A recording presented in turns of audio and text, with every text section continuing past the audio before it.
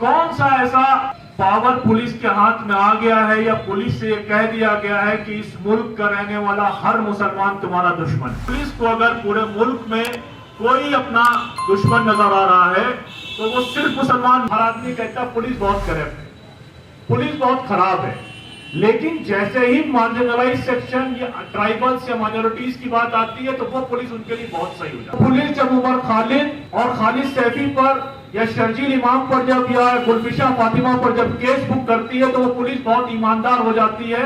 और जब वो साहब जो पुलिस को ईमानदार बताते हैं, जब उनके ऊपर कोई मामला होता है और वो एफआईआर लिखाने जाते हैं, एफआईआर नहीं लिखी जाती तो उनका ओपिनियन दूसरा। तो सिर्फ पुलिस का ट्रीटमेंट हमारे साथ डिफरेंट नहीं है, बल्कि इस पूरी सोसाइटी का ट्रीटमेंट हमारे साथ डिफरेंट है और इसीलिए पुलिस इस तरह से हमारे साथ इस्तेमाल कर रही है। पूरे देश में इस वक्त जिस तरह से पुलिस का टेरर चल रहा है, सीए प्रोटेस्ट में ये पुलिस की जो गुंडागर्दी या पुलिस की तानाशाही है, ये कब तक चलेगी और ये कब तक हम बर्दाश्त करेंगे।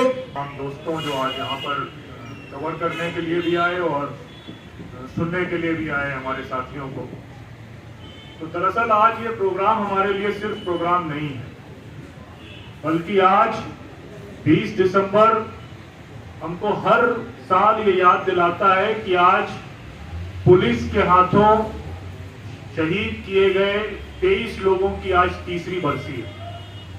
उत्तर प्रदेश में एक साथ 21 लोगों को गोली मारी गई आज के दिन ही, और 19 तारीख को नौशीर और अब्दुल नाम के 2 लोगों को पुलिस ने स्ट्रेट फॉरवर्ड चेस्ट पे बुलेट मारी मैंगलोर में। तो जब हम बात कर रहे हैं आज इस सुनवान के तहत, पुलिस के रॉइट्स के तहत, जिसके लाठी के जोर से डायलॉग का स्पेस खत्म हो गया है, उसकी बात की गवाही आज यहाँ का प्रेस क्लब का रिसेप्शनिस्ट भी आपको देगा कि पुलिस ने पूरा जोर लगाया कि आज का ये प्रोग्राम नहीं हो, और उसी जोर से ताकत लगाई कि आवाज को, डायलॉग को, कम्युनिकेशन को उनकी धमकी से, उनके डंडों से और उनके जेल में डालने से और उनके यूएपीए लगाने से बंद किया जा सके। और इसीलिए हम लोग, चाहे वो प्रेस क्लब में इकट्ठा हो, चाहे किसी सड़क में इकट्ठा हो, चाहे किसी के मकान में इकट्ठा हो, हम जब भी इस तारीख को इकट्ठा होते हैं तो कोई प्रोग्राम करने के लिहाज से इकट्ठा नहीं होते, बल्कि 7 लोग जो फिरोजाबाद में मारे गए हम उनको याद करते हैं और उनकी बरसी का शोक मनाते हैं कि पुलिस के इस मुल्क, जो हिंदुस्तान का मुल्क जिसको डेमोक्रेटिक कंट्री कहा जाता है और जिसमें बहुत ढेर सारे इंस्टीट्यूशन हैं, अब वो पुलिस स्टेट बन चुका है। उस पुलिस स्टेट में जो 5 लोग मेरठ में मारे गए, जो 7 लोग फिरोजाबाद में मारे गए, जो 3 लोग कानपुर में मारे गए, जो 1 आदमी रामपुर में मारा गया, जो 2 लोग संभल में मारे गए, उसमें कहीं कोई इंसाफ नहीं मिला।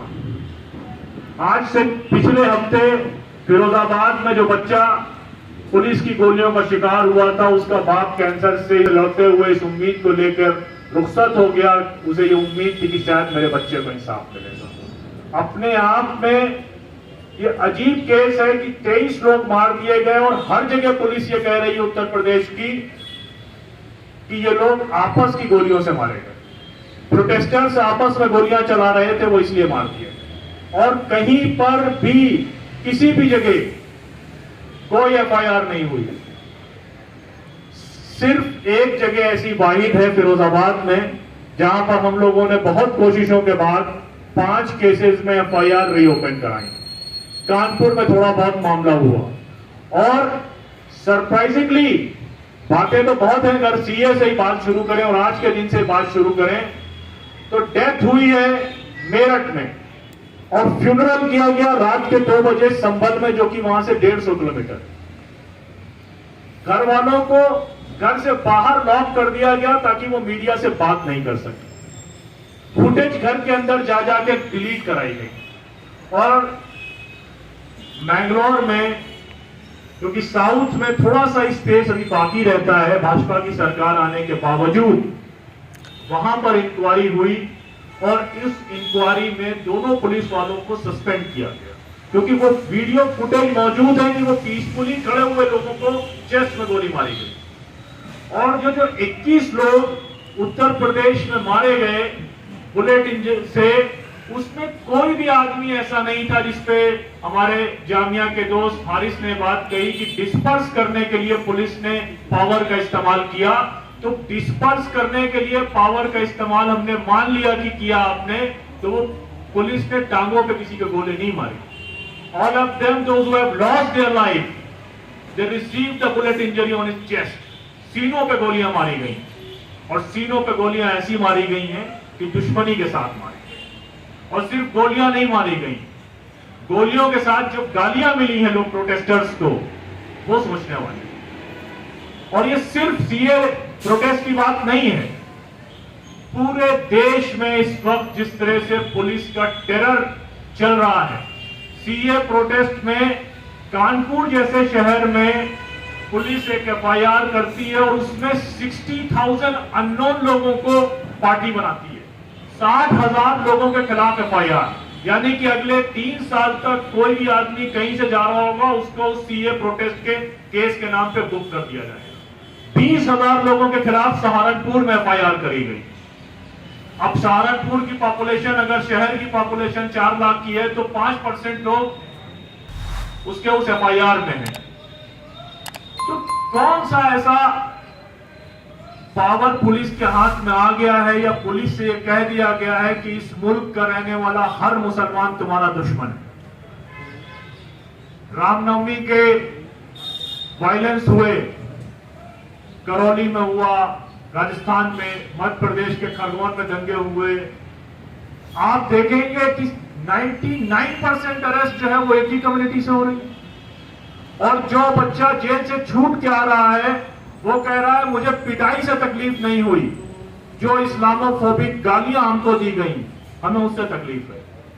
जब हमने करौली के लोगों से मुलाकात करी, करौली में जो लोग छूट के आए थे, तो उन्होंने हमसे कहा कि हमको उससे तकलीफ नहीं, मार पिटाई तो हो जाती है, लेकिन उन्होंने रमजान में हमारे साथ जो बदतमीजी करी, जो इस्लामोफोबिक ट्रीटमेंट हमारे साथ किया गया, तो उससे तो लगता ही नहीं कि ये पुलिस हमारे मुल्क की पुलिस। तो आज जब हम बात कर रहे हैं तमाम चीजों की, तो उसमें हमें यह भी देखना पड़ेगा कि पुलिस का जो ओवरऑल रोल हम सब जानते हैं, हम सब मान रहे हैं, पूरी सोसाइटी के जितने सेक्शंस हैं, वो मार्जिनलाइज कहें, नॉन मार्जिनलाइज कहें, जब हम उससे पुलिस की बात कहते हैं तो वो कहती, हर आदमी कहता है पुलिस बहुत करप्ट है, पुलिस बहुत खराब है।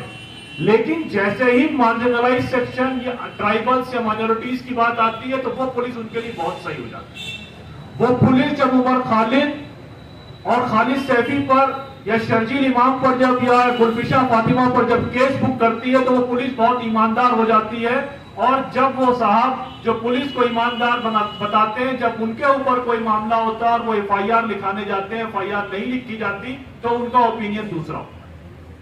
तो सिर्फ पुलिस का ट्रीटमेंट हमारे साथ डिफरेंट नहीं है, बल्कि इस पूरी सोसाइटी का ट्रीटमेंट हमारे साथ डिफरेंट है, और इसीलिए पुलिस इस तरह से हमारे साथ इस्तेमाल कर रही है। आप जहां तक केसेस की बात है, केसेस सबको मालूम है कि किस तरीके से हर जो भी दिल्ली में जिसके ऊपर भी यूएपीए लगाया गया, उसको दूसरे केसेस में पहले इन्वॉल्व किया गया, उनको सारे दूसरे केसेस में बेल मिल गई।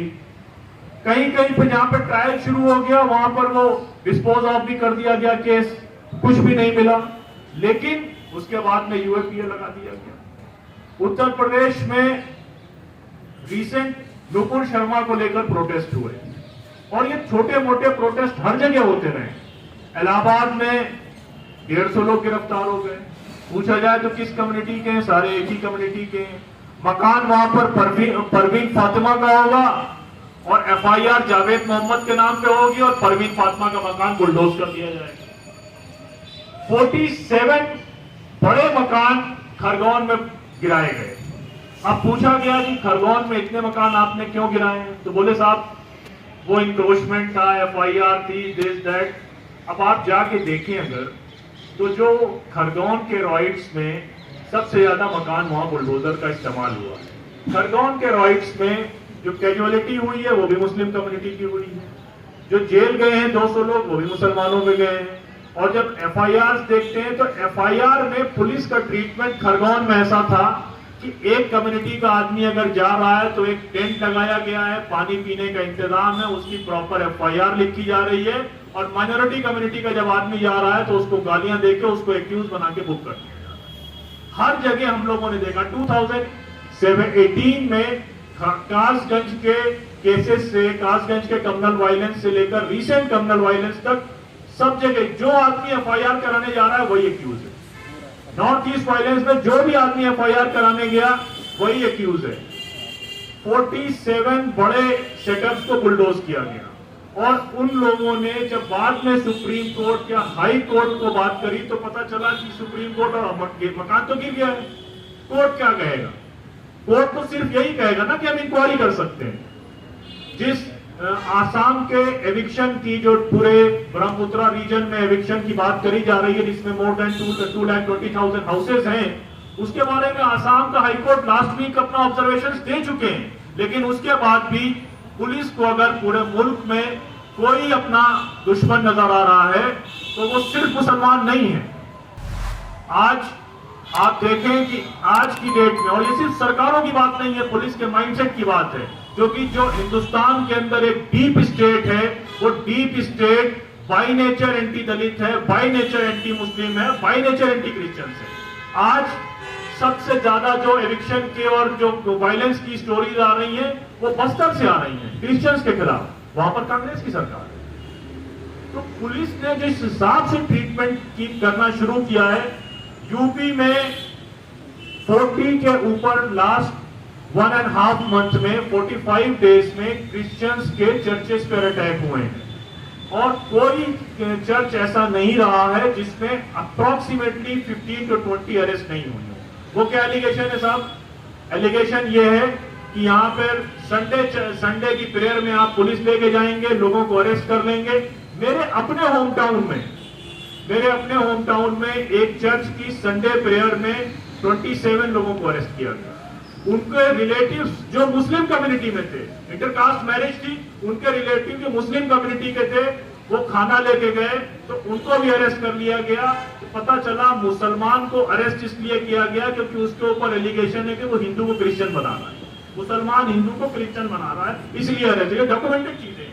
तो ओवरऑल सवाल ये है कि ये पुलिस की जो गुंडागर्दी या पुलिस की तानाशाही है, ये कब तक चलेगी और ये कब तक हम बर्दाश्त करेंगे? यही सवाल हम लोग आप लोगों से छोड़ रहे हैं। बहुत शुक्रिया।